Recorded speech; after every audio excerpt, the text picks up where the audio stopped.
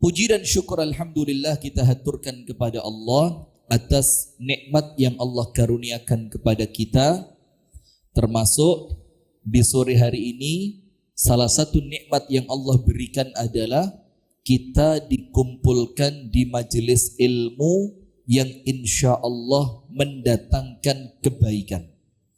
Nah maka ibu-ibu sekalian, salah satu yang kita syukuri kalau kita duduk di majelis taklim semacam ini, salah satunya adalah keutamaan majelis taklim. Yang kita syukuri apa? Keutamaannya. Sehat ya pasti disyukuri. Apa yang kita syukuri? Keutamaan majelis taklim. Nomor satu, orang yang duduk di majelis taklim sebelum dia pulang, oleh Allah dosanya diampuni. Dosanya diampuni. Yang kedua, orang yang duduk di majelis taklim, oleh Allah hajatnya dikabulkan. Apalagi panjenengan sekarang di Jumat sore. Salah satu waktu yang paling mustajab untuk berdoa.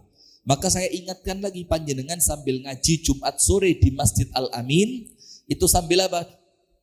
Banyak doa. Panjenengan punya hajat, punya keinginan, ada keluarga sakit, ada anak yang mau kuliah, ada anak yang sedang daftar kerja, semuanya didoakan. Orang yang duduk di majelis taklim, doanya mustajab. Nomor tiga, orang yang duduk di majelis taklim adalah mereka yang oleh Allah diinginkan untuk mendapatkan kebaikan. Kebaikan apa bu?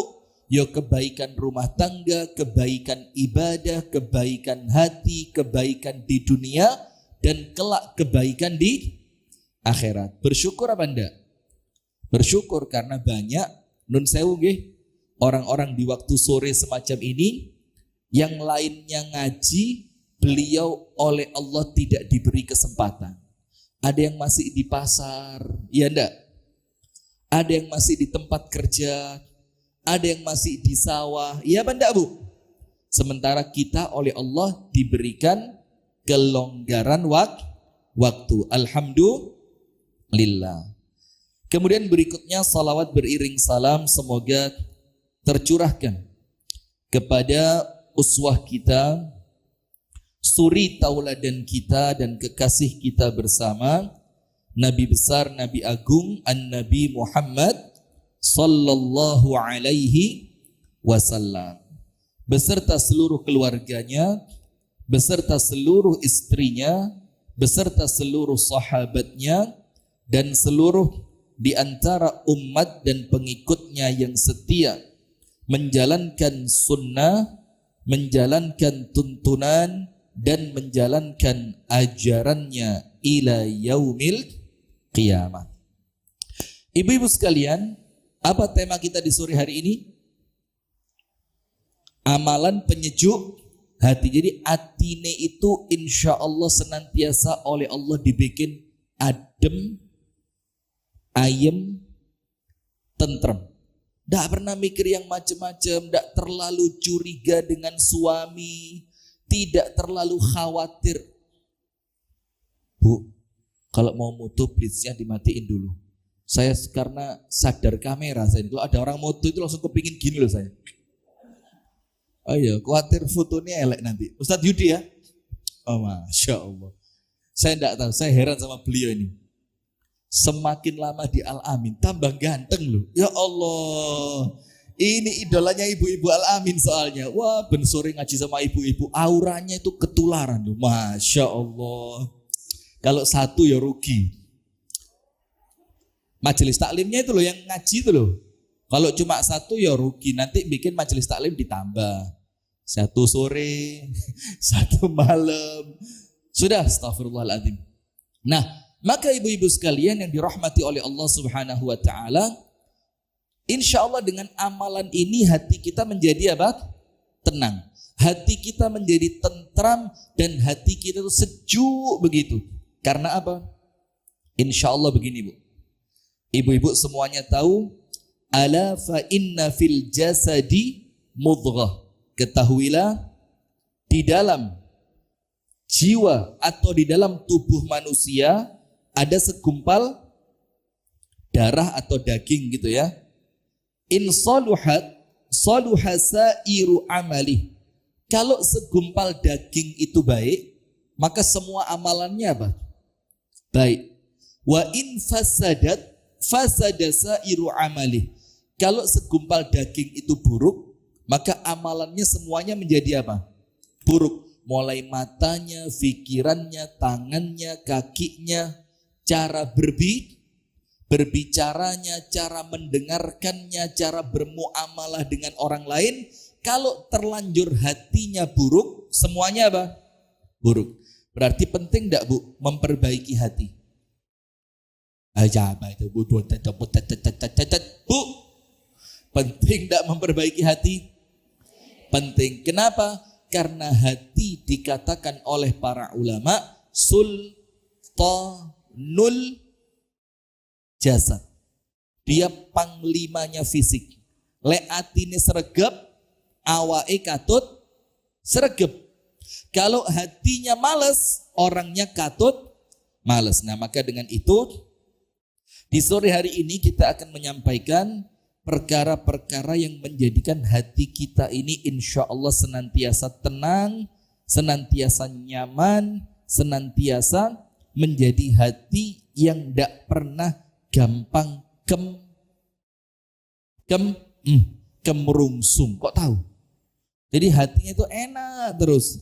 Kalau bahasa anak gaul sekarang, good mood. Alah ngerti pora good mood. Ngerti good mood? Apa? Ngerti apa? Apa? Suasana batinnya itu senantiasa apa? Baik, enak terus. Diajak jalan, ya seneng. Tinggal di rumah, hati juga tenang. Anak-anak liburan, seneng. Anak-anak sekolah juga pikirannya tenang. Waktunya korah-korah, ya seneng. Nggak korah-korah, tambah seneng. Nah itu loh. Itu bagaimana kemudian kita sendiri yang kudu pinter ngatur hati. Sip. Sekarang kita mulai. Yang pertama, apa amalan yang menyejukkan hati nomor 1? Menuntut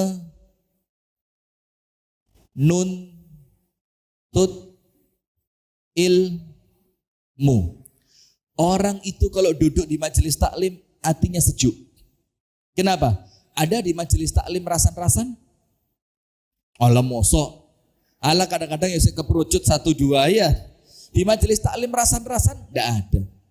Ada orang di majelis khilaf kok terus. Khilaf itu sekali.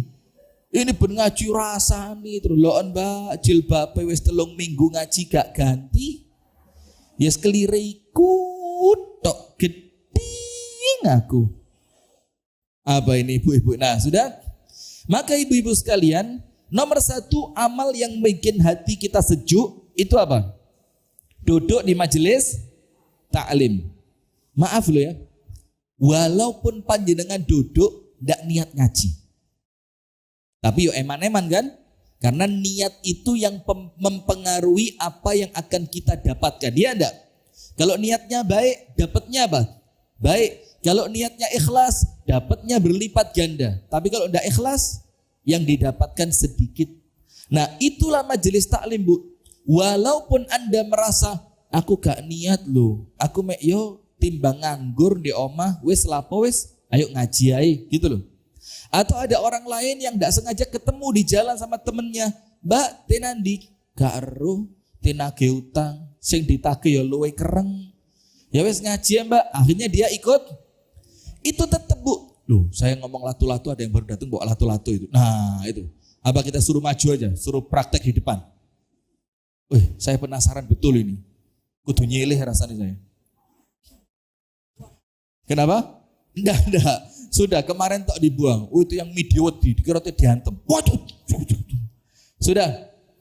Maka ibu-ibu sekalian, kenapa majelis ilmu itu menyejukkan hati? Nomor 1. Ibu-ibu tahu kan? Orang yang kumpul di suatu masjid untuk menuntut ilmu Allah berikan untuknya dalam hadis yang sahih minimal 3 perkara. Nomor 1, nazalat alaihimus sakinah. Allah turunkan kepada mereka apa? Allah turunkan apa? Sakinah. Sakinah itu apa sih? Ketenangan. Atine ayem. Ya Allah, hatinya tenang begitu.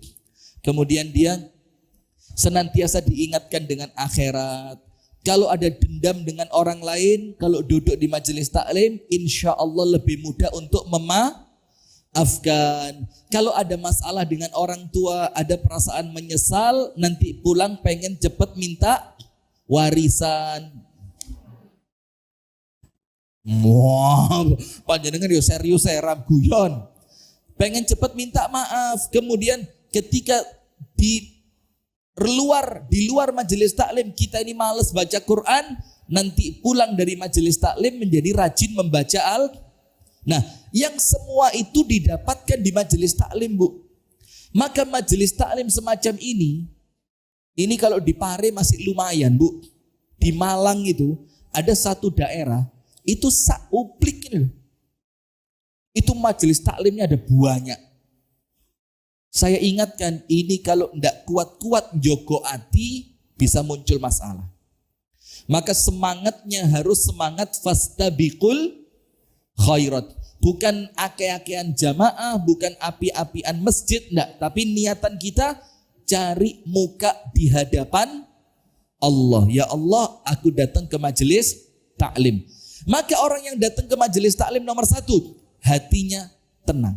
Hatinya apa? Tenang. Allah turunkan sakinah. Yang kedua, wa ghasyiyat humur rahmah. Mereka oleh Allah diliputi dengan rahmat. Saya mau tanya dulu, biar Anda ngerti, supaya Anda merasa, oh rahmat itu sesuatu yang penting untuk saya dapatkan. Kita kan sering dengar kata-kata rahmat, sering enggak? Tapi merasa kepingin dapat rahmat enggak? Pengen? Nah, terus rahmat itu apa? Ada teman saya, teman kami ini, namanya Rahmat. Hah? Ya kan Mas Rahmat, itu orang hatinya baik, Masya Allah. Saya kalau ketemu dia itu hati ayem. Karena memang kebaikannya itu terpancar. Jadi api itu nular gitu loh, Bu. Nah, rahmat itu apa? Dengerin, Bu ya. Rahmat itu adalah ismun jami'un likullil khair. Satu kata yang mewakili semua kebaikan. Jadi semua bentuk kebaikan itu Allah gabungkan di dalam kata yang namanya apa? Rahmat. Berarti orang kalau oleh Allah dirahmati, dia sudah dapat semuanya. Nah, maka perlu enggak kita rahmat itu? Perlu. Dan rahmat itu Allah turunkan di mana? Majelis taklim. Ojo milih-milih sing ngisi. Jangan pilih-pilih materi. Kalau materinya poligami datang semua. Kalau materinya istri solihah tidak ada yang datang. Lah bagaimana bisa dipoligami kalau istrinya tidak solihah? Setuju?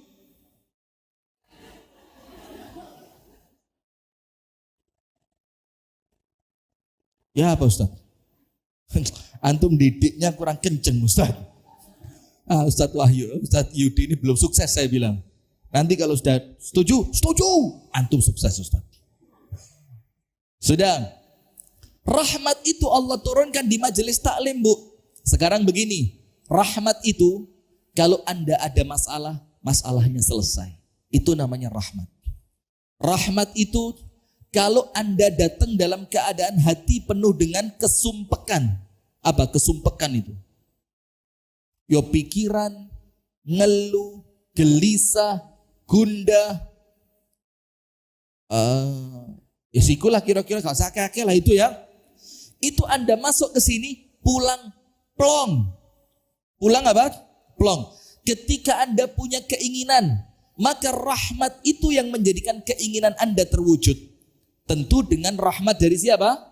Allah. Dan yang paling penting, ujungnya apa? Rahmat itulah yang menyebabkan kita bisa masuk ke dalam surga. Dan itu rahmat oleh Allah diturunkan di majelis taklim.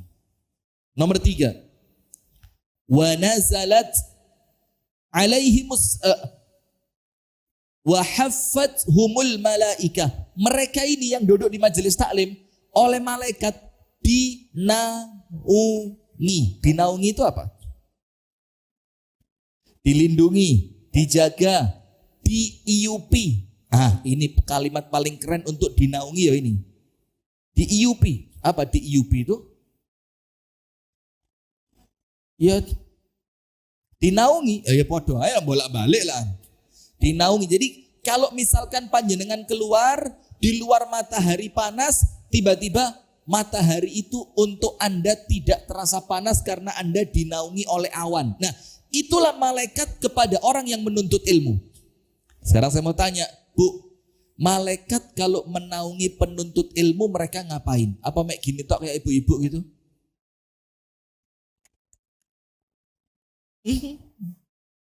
Enggak.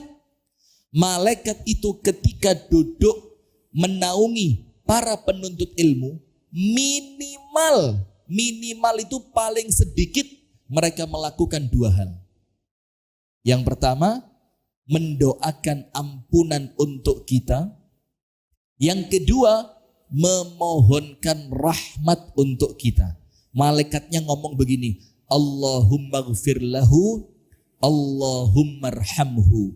Ya Allah, itu Bu Saifi, ya Allah, ampuni dosanya. Ya Allah, itu Bu Saifi, ya Allah, rahmati dia. Siapa yang doain? Malaikat. Dan kalau yang berdoa malaikat, kira-kira oleh Allah diijabah atau tidak? Diijabah. Nah, itu loh Bu. Malaikat itu duduk di atas panjenengan menaungi. Bahkan malaikat itu rebutan mulai atapnya Masjid Al-Amin sampai tembus ke langit dalam riwayat yang lain. Dalam riwayat yang lain ditambahi 1. Wa dzakarahumullahu fiman indah. Nama-nama panjenengan ini oleh Allah disebut di hadapan malaikat. Sehingga nanti ketika panjenengan wafat, insya Allah husnul khatimat, itu malaikat sudah kenal sama panjenengan. Siapa yang meninggal? Oh, itu yang rajin pengajian. Oh, sama malaikat dibukakan pintu lebar-lebar.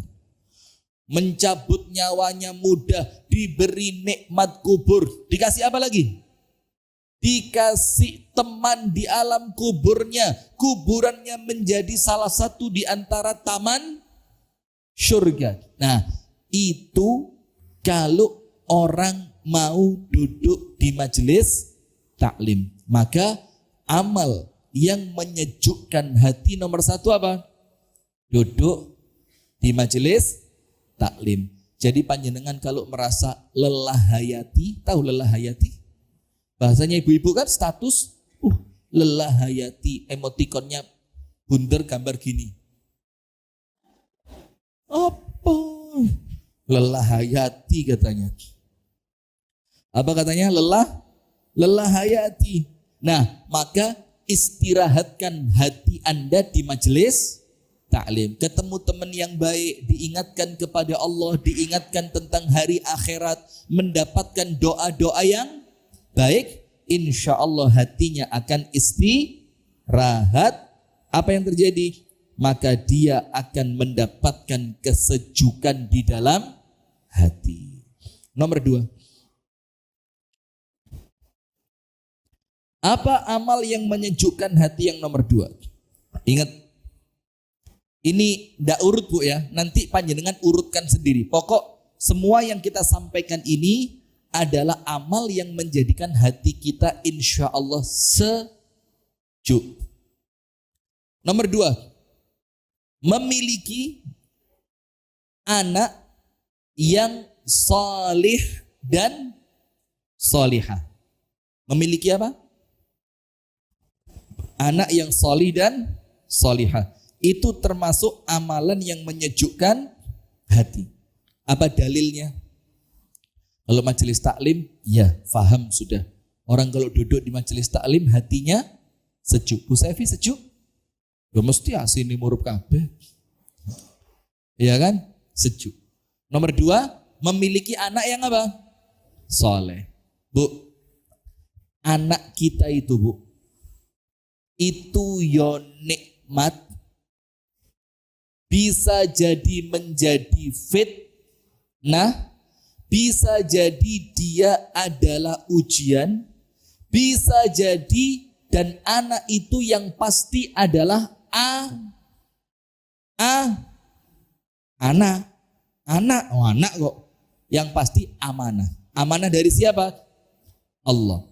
Maka kalau ngomong ndak baiknya, itu disebutkan dalam hadis yang sahih, anak itu nomor 1 mabkhalatun. Mabkhalah itu apa? Bakhil apa bakhil? Pelit.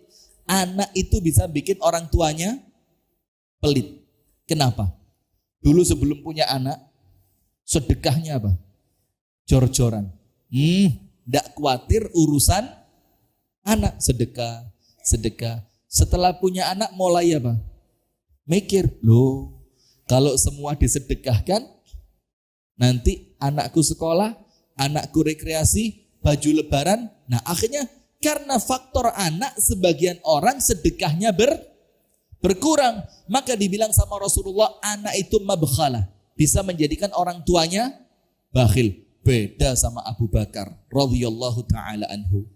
Setelah punya anak banyak, dia juga sudah punya keluarga, sedekahnya 100%. Sedekahnya berapa? Nomor 2 tentang anak, kata Rasulullah, majbanatun. Majbanatun itu apa? Jaban itu pengecut. Anak menjadikan orang menjadi apa? Pengecut. Apa maksudnya? Dulu ketika berjuang totalitas. Saya tidak paham. Ada yang ngerti gak saya ngomong apa? Ngerti? Ngerti? Yakin? Bu, saya kadang semangat loh ini. Saya ini on fire ini. Ngerti on fire? Berapi-api. Ngurup gak di sini? Tolong panggilkan damkar ya. Khawatir nanti ada apa-apa di sini.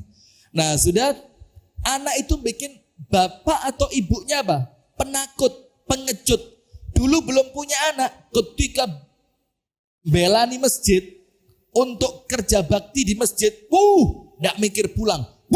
Pokok harus jadi. Kalau belum jadi tidak boleh. Dulu sebelum punya, setelah punya anak, nanti kalau saya tinggal lama-lama, nanti anak saya main kompor, nanti kebakar.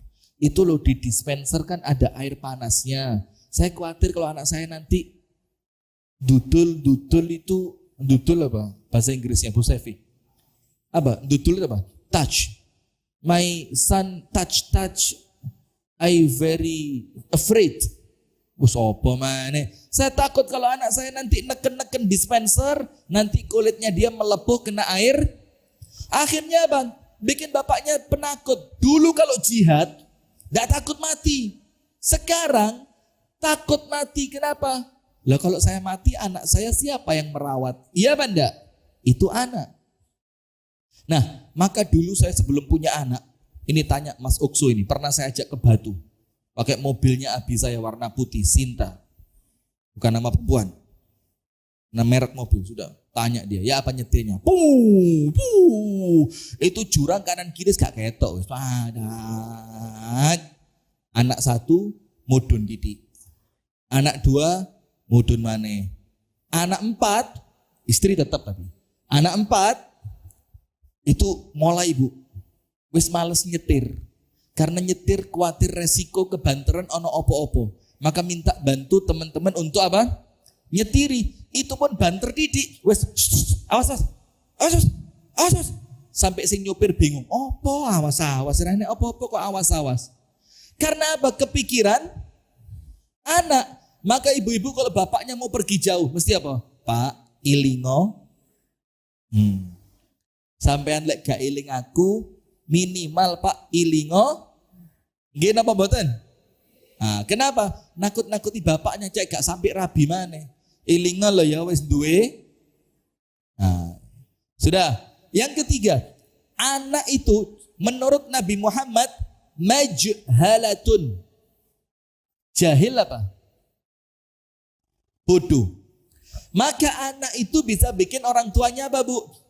Bodoh. Maaf lo ya. Dulu sebelum punya anak, waktu buat belajarnya banyak. Setelah punya anak, waktunya terkurangi oleh siapa? Anak.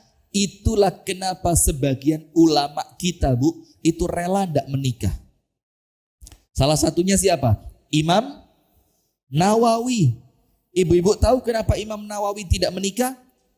Karena Imam Nawawi merasa ilmu yang dimiliki belum tuntas ditulis.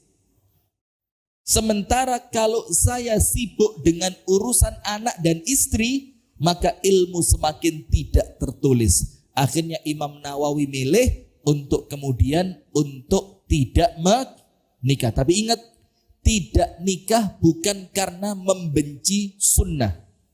Imam Nawawi tidak menikah karena memikirkan sesuatu yang manfaatnya lebih besar. Nah, maka yang kedua, apa amalan penyejuk hati? Memiliki anak yang soleh. Dalilnya apa?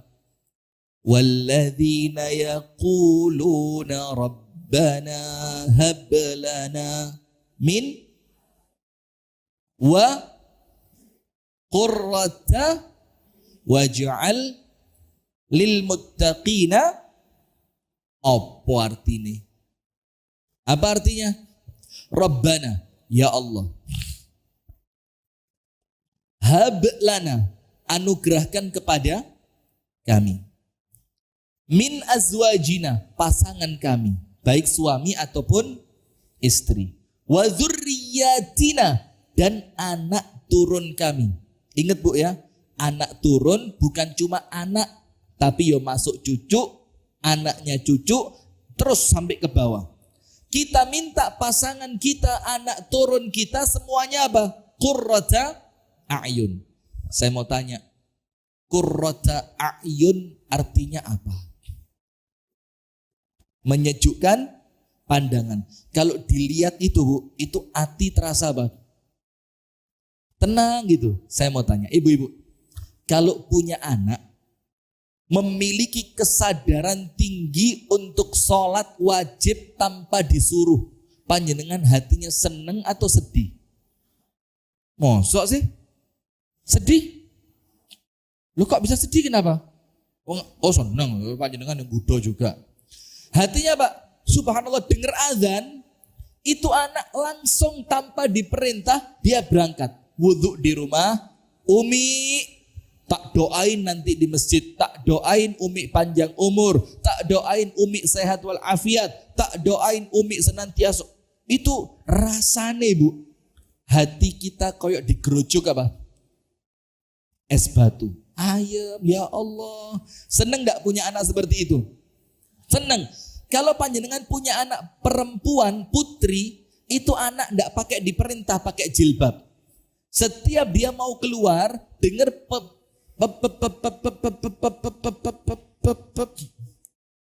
dengar apa, bakul cilok, tidut di Kasembon sana. Ada bakul cilok, istiqomah jualan cilok mulai saya kelas 3 SD. Sampai sekarang yang beli anak saya. Subhanallah, saya bilang, maka kalau dia ke rumah itu mesti digudo. Mulai bapake sampai, tak doain sekalian, mudah-mudahan sampai putuku. Wah yo cok Pak, yo dongane sugih kok donga dodolan cilok terus katanya. Sudah. Itu, Bu, ketika dengar tukang cilok itu tidut tek tukang ciloknya main latu-latu. Sudah.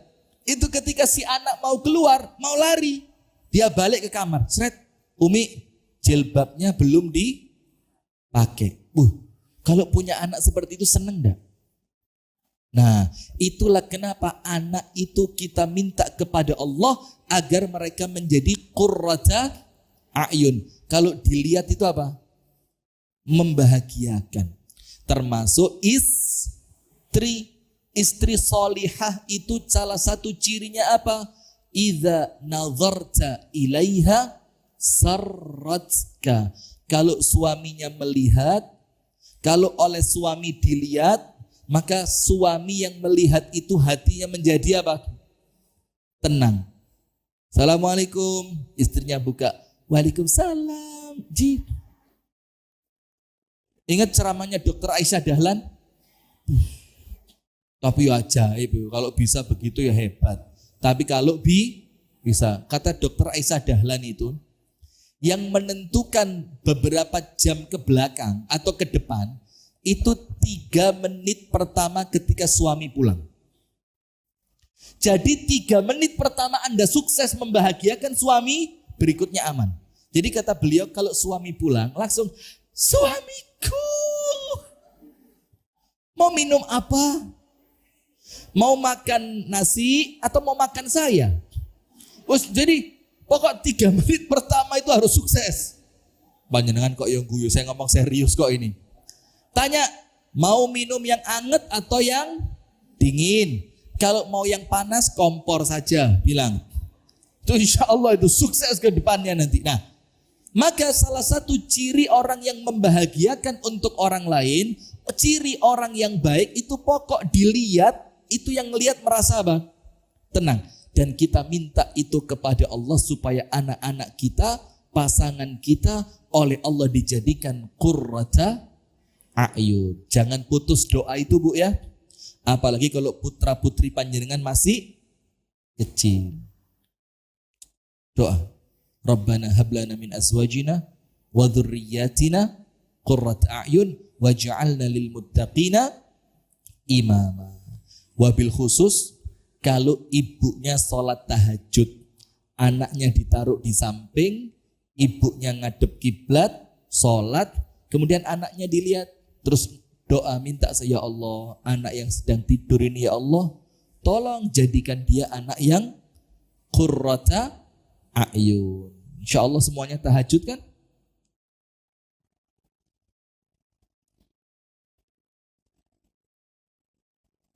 Tahajud kan? Tahajud itu yang sholat malam itu loh. Qiyamul lail. Sholat kan? Tenang? Saya kok sudah. Tahajud, doain anaknya. Dan saya punya cerita Bu. Ini cerita, kalau ngomong hadis, sanad awalnya Ustadz Muhammad bin Saleh Drehem Surabaya. Semoga Allah menjaga beliau. Amin ya rabbal alamin. Begini Bu. Ada seorang ibu istiqomah ikut pengajiannya Ustadz Muhammad Saleh Drehem. Istiqomah betul. Mesti nyatet, rapi, sopan gitu ibunya tadi. Sudah. Ibu ini tidak pernah putus ngaji sama Ustadz Muhammad Saleh Drehem. Suatu hari, ibu tadi tidak kelihatan. Pengajian pertama, saya kalau cerita ini durung cerita merinding saya. Karena ya Allah ini memang cerita luar biasa. Hari pertama tidak ketemu Ustadz Muhammad, oh mungkin sakit. Hari kedua, oh mungkin sibuk. Sampai beberapa waktu tidak ketemu, suatu hari Ustadz Muhammad Saleh Drehem ini sepulang pengajian dihentikan oleh seorang anak laki-laki. Anak laki. Terus Ustadz, saya mau minta waktunya sebentar. Kata Ustadz Muhammad, oh iya silakan. Apa? Ustadz ingat gak ada ibu-ibu biasa duduk di pengajian Ustadz istiqomah betul. Cirinya begini-begini. Oh iya, saya lama tidak ketemu. Kamu kenal? Itu mama saya Ustadz. Dan dia Ustadz meninggal 2 minggu yang lalu. Meninggal 2 minggu yang lalu. Terus si anak ini mau cerita apa Bu? Begini Ustadz. Mama saya itu punya anak 3 Ustadz. Yang 2 sudah nikah, 1 laki 1 perempuan. Dan saya anaknya yang paling kecil, laki-laki saya kata dia. Dan kakak saya sudah nikah keluar rumah, yang satunya nikah keluar rumah. Jadi di rumah mama saya cuma tinggal sama saya. Dan saya ini anak yang nakal Ustadz. Tidak pernah pulang kecuali mabuk. Tidak pernah pulang ke rumah kecuali apa? Mabuk. Ustadz tahu, mama saya Ustadz tiap malam tidak tidur nunggu saya pulang. Setelah saya ketuk pintu sama mama saya dibukain, dipeluk saya Ustadz. Didoain sama mama saya. Tidak marah sedikit pun mama saya. Kemudian saya dimasukkan kamar, saya dibersihkan, digantiin baju, Lalu saya tidur, mama saya sholat di sebelah saya Ustaz. Tiap malam. Dan kemudian Ustaz setiap malam mama saya terus doain saya. Sampai suatu hari Ustaz menjelang azan subuh, nunggu azan subuh mama saya kayak orang sekarat. Teriak-teriak. Dan saat itu yang ada di rumah cuma saya. Saya lihat terus mama saya bilang begini, nak titip kakakmu ya. Mungkin mama tidak panjang umur lagi. Akhirnya tidak lama setelah itu mama saya meninggal Ustaz. Dan saya nyesel banget katanya dia. Maka berkat doanya mama saya tadi Ustaz, sekarang saya sudah tobat. Saya pengen ganti mama saya mau ngaji terus sama Ustaz katanya. Subhanallah. Lihat, ini faktor apa Bu? Doa. Dan Anda tidak tahu kapan doa itu akan Allah kabulkan. Anda belum tahu juga kapan apa yang Anda minta oleh Allah akan diberikan. Yang penting jangan sampai putus asa dalam berdoa. Coba doain anak-anaknya, karena amalan penyejuk hati yang kedua ketika kita memiliki anak-anak yang solih dan solihah. Tapi ingat, kalau kepingin punya anak yang solih dan solihah, tidak ujuk-ujuk keluar anak yang solih. Enggak. Ada ikhtiarnya enggak? Apa ikhtiarnya? Nomor 1, bapak dan ibunya harus memberi contoh. Nomor 2, anaknya dididik dengan ilmu agama. Nomor 3, carikan komunitas yang baik. Nomor 4, jangan lupa didoakan. Nomor 5, senantiasa anak tadi dibimbing untuk terus memiliki rasa takut kepada Allah. Mudah-mudahan semua Allah jadikan anak-anak kita solihin dan solihat. Allahumma amin. Amalan ketiga. Nomor 1 apa? Duduk di majelis taklim. Tidak usah cari ilmu loh ya, duduk aja ya. Yo ngaji maksudnya. Duduk di majelis taklim. Amal kedua, memiliki anak-anak yang solihin dan solihat. Amal ketiga. Mau tak cerita nih tidak? Saya pernah cerita ini di masjid ini juga. Tapi lama dulu. Mungkin ada di antara panjenengan yang masih ingat. Tapi wajah-wajahnya sudah berubah. Tidak tahu berubah karena jamaahnya ganti atau dulu masih muda sekarang sudah rotok-rotok. Tidak tahu saya. Anda dari dulu ngaji sama saya? Tidak kan? Baru-baru ini aja kan? Setelah rotok terkenal gini baru ngaji sama saya kan?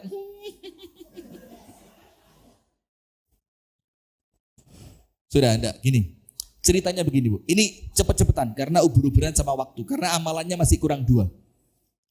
Ada seorang perempuan di zaman Nabi Musa. Di zaman siapa? Perempuan itu nikah, dicerai gara-gara enggak punya anak. Nikah lagi, dicerai gara-gara enggak punya anak. Nikah lagi, dicerai gara-gara tidak punya anak. Sementara suami yang telah menikah tadi, yang menceraikan dia, nikah punya anak. Sedih dia. Aduh kok. Akhirnya datang kepada Nabi Musa. Nabi Musa, engkau kan seorang nabi yang bisa langsung berbicara dengan Allah. Cobalah kalau engkau berbicara dengan Allah, tolonglah saya didoain. Minta anak 1 aja. Apa kata Nabi Musa? Iya, tak doain. Walhasil singkat cerita, oleh Nabi Musa didoakan. Ya Allah, ada seorang hambamu perempuan, dia minta kepadamu agar engkau karuniakan kepadanya seorang anak. Apa yang terjadi? Apa jawabannya Allah? Langsung Allah firmankan, la ya Musa, inni katabtu annaha aqim. Tidak bisa karena takdirnya terlanjur tertulis mandul sampai wafat.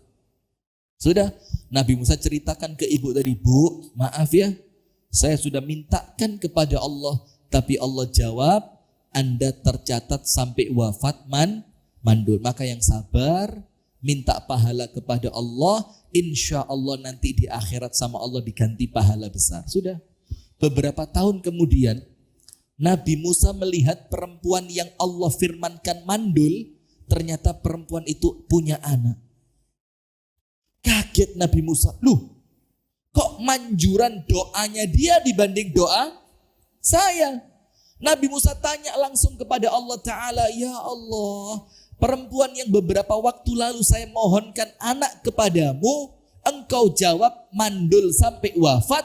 Hari ini dia punya anak, ya Allah. Bagaimana ceritanya? Ibu-ibu dengerin. Ibu-ibu apa? Mbah-mbah? Atau mbak-mbak? Kalau di Malang ada pengajian ukhti-ukhti. Tahu ukhti-ukhti? Ya seger-seger lah. Tapi saya juga punya pengajian di Malang, itu bukan ukhti-ukhti, uti-uti. Iya, ini pengajian Sabtu keempat setelah sholat asar di daerah Sawu Jajar. Jamaahnya, Bu.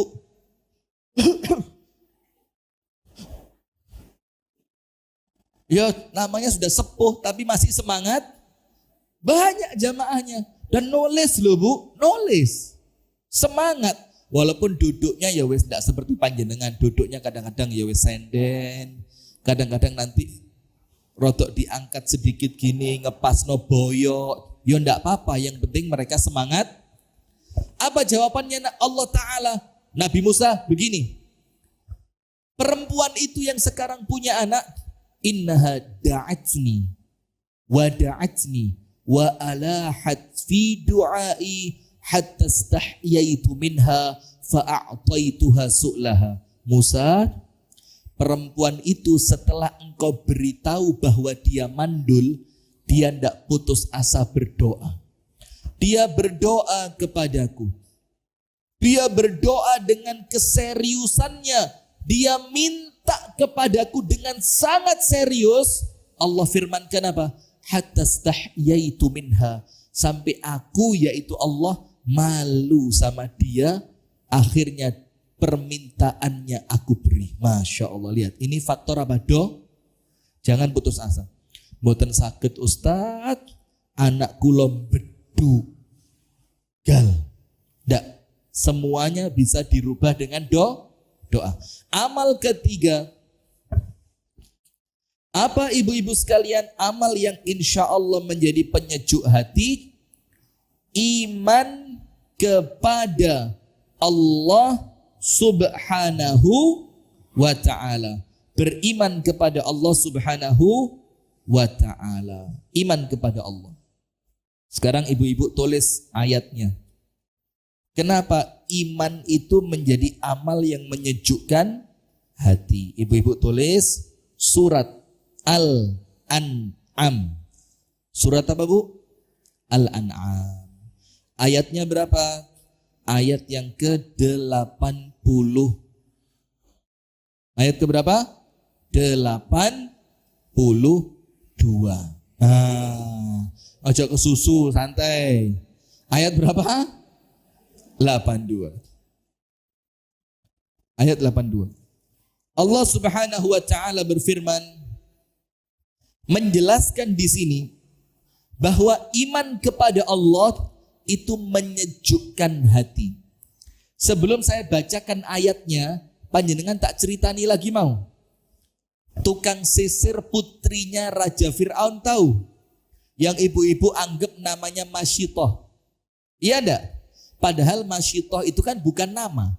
Masyitoh itu kan nama pekerjaan, tukang sisir. Namanya enggak tahu, walaupun ya enggak apa-apa juga dibilang Masyitoh, tukang sisir. Tukang sisirnya Raja Fir'aun ini, putrinya Raja Fir'aun, itu suatu hari, Bu, ketika nyisir putri Raja Fir'aun, sisirnya jatuh. Lalu dia ambil sisir tadi.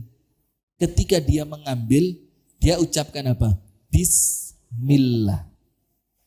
Putrinya Raja Fir'aun kaget. Allah? Naam, Allah. Dia tanya, Allah? Kata tukang sisirnya apa? Iya, Allah. Terus ini anak kan gak pinter ya, wong anaknya Fir'aun kok ya. Dia bilang gini, ahadha ismun jadidun li abi? Apakah Allah itu julukan baru buat bapak saya? Lu ngawur ya, Rek. Ini lo gak tahu madrasah Al-Amin ya begini. Kalau gak pernah ngaji sore di Masjid Al-Amin, sampai Allah itu dibilang julukan baru buat siapa? Bapaknya dia. Dari mana ceritanya? Ahwa ismun jadidun li abi? Apa itu nama baru buat bapak saya? Ngawur. Apa Allah itu? Allahu Rabbi wa rabbuki wa rabbu abiki. Allah itu pencipta dan Tuhanku, pencipta dan Tuhanmu, dan pencipta dan Tuhannya bapakmu. Kamu ini anak perempuan. Wait. La uballighanna hadzal amra ila abi. Kamu tak laporin sama bapakku. Apa kata tukang sisirnya? Laporin. Saya tidak takut. Loh memang Allah Tuhan saya. Maka Allah akan melindungi saya. Ibu-ibu tahu? Dilaporkan enggak? Dilaporkan. Akhirnya ibu tadi tukang sisir yang kerjaannya cuma nyisiri putri Raja Fir'aun. Perempuan yang lemah, yang mungkin hartanya juga sedikit, perempuan miskin. Tapi apa? Dipanggil sama Fir'aun, imannya kuat. Dipanggil. Dinyalakan api, dipasang wajan besar, dimasukkan ke dalamnya minyak goreng. Setelah minyaknya itu mulai gembluduk-gembluduk. Gembluduk-gembluduk. Ketika itu minyak mulai mendidih, yang kalau tempe masuk itu suaranya. Pernah lihat minyak yang begitu? Bakul gorengan. Atau kalau beli lalapan bebek, lalapan ayam. Kalau ayamnya masuk suaranya apa? Seperti itu. Mendidih itu minyak goreng. Panggil. Hei, kamu mengakui saya Tuhanmu atau tetap Allah? Perempuan tadi bilang, tetap Allah. Anaknya satu diambil. Krek, masuk. Biung. Dan ibu itu kadang-kadang karuan aku timbang anakku. Betul enggak? Jangankan itu. Anak sakit itu loh. Ibu mikir, ya Allah, coba ojo anakku sing loro. Sing loro aku ay. Panjenengan enggak gitu ya? Oh itu umi saya berarti. Panjenengan gitu juga. Ya itu naluri perempuan kan. Dia sayang sama anaknya. Ibunya mulai getar. Ya Allah kok anakku. Ditarik anak kedua, anak ketiga. Tetap dia ngaku Allah sebagai Tuhannya. Sampai terakhir siapa? Anak yang masih netek. Yang masih netek sama ibunya. Diambil. Seret. Hampir itu masyitoh. Imannya lemah. Hampir dia mulai ragu-ragu. Wes timbang anak yang masih bayi digoreng. Wes aku tak mengakui Fir'aun sebagai Tuhan. Ternyata apa bu? Anaknya tadi Allah takdirkan bisa ngomong. Maka Allah itu kan bisa menjadikan segala sesuatu berbicara kan? Antaqanallah alladzi antaqa kulla syai'. Kami disuruh ngomong sama Allah yang Allah itu bisa menjadikan apapun ngomong. Tahu enggak batu bisa ngomong? Nanti di akhir zaman ketika umat Islam perang lawan Yahudi. Kalau ada orang Yahudi sembunyi di balik batu, batunya ngomong, "Ya Muslim, ta'al, hadza Yahudiyyun wara'i faqtulhu." Muslim, rinyo, iki ono Yahudi singitan patenono. Batu bisa ngomong, apalagi sekedar bayi. Bayinya ngomong apa bu? Uthbuti ya ummah fa innaki ala haq. Bu, sing kuat. Kenapa? Karena engkau bu berada di atas kebenaran. Akhirnya ibunya kuat lagi. Anaknya digoreng, terakhir siapa? Ibunya. Dan panjenengan tahu apa hasilnya? Ketika Nabi Muhammad Isra Mi'raj, itu Nabi Muhammad mencium aroma wangi yang semerbak di surga. Nabi Muhammad tanya sama malaikat Jibril, ini bau wangi apa? Dibilang, masyitatu ibnati Fir'aun. Ini bau wangi yang menyebar dari tukang sisir putrinya Raja Fir'aun. Saya mau tanya, apa yang bikin dia sekuat itu? Imannya kepada siapa? Allah. Sekarang kita lihat ayatnya. Waktu masih kurang 20 menit, masih panjang. Alladzina amanu. Al-A'raf berapa tadi? Al-An'am berapa? 82. Alladzina amanu, orang-orang yang beriman. Walam yalbisu imanahum bizulmin. Dan dia tidak mencampuri, tidak mengotori keimanannya dengan perbuatan syirik. Orangnya iman, imannya tidak pernah dikotori dengan kesyirikan. Apa yang Allah janjikan? 2. Ulaika lahumul amnu. Allah jamin pasti aman. Aman apanya? Aman fisiknya dari azab, aman hatinya dari kesedihan. Berarti iman menyejukkan enggak? menyejukkan. Wahum muhtadun, dan mereka oleh Allah akan senantiasa diberi petunjuk. Ada masalah dengan suami, Allah kasih jalan keluar.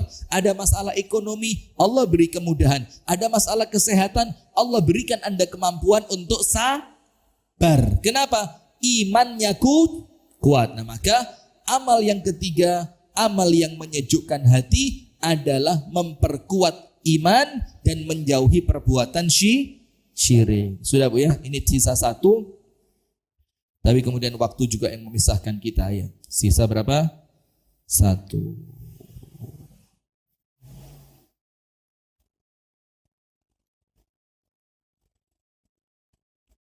Apa yang terakhir? Amal yang menyejukkan hati adalah ala bizikrillahi tatma'innul qulub. Dengan zikir kepada Allah hati menjadi tenang. Dan zikir yang paling baik apa? Disebutkan oleh Imam Nawawi, zikir yang paling baik, zikir yang paling menenangkan itu adalah tilawatul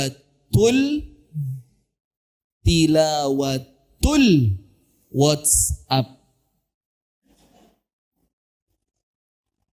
Quran. Saya tak ceknya. WhatsApp atau Quran? Oh iya, Quran. Terima kasih ya diingatkan, hampir salah lu.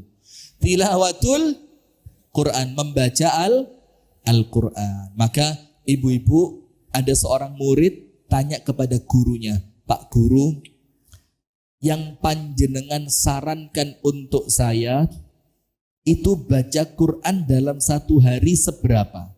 Jadi saya harus baca seberapa? 1 juz kah? 2 juz kah? 1 lembar kah? 3 lembar kah? Berapa? Panjenengan minta saya ngaji berapa? Apa kata gurunya tadi? Biqadri iradatika lisa'adatik. Sesuai keinginanmu untuk bahagia. Kalau kamu kepingin bahagianya sedikit, ya baca sedikit saja sudah cukup. Kalau kamu kepingin bahagianya banyak, maka baca Qur'annya harus banyak. Barakallahu fikum. Itu yang dapat kami sampaikan. Mudah-mudahan ada manfaatnya. Saya mohon maaf apabila ada salah dan kurangnya.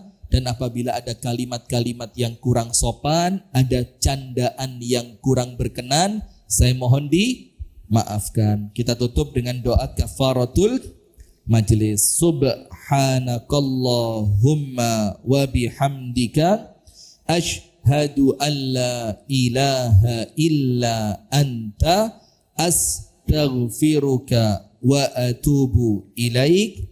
Assalamualaikum warahmatullahi wabarakatuh.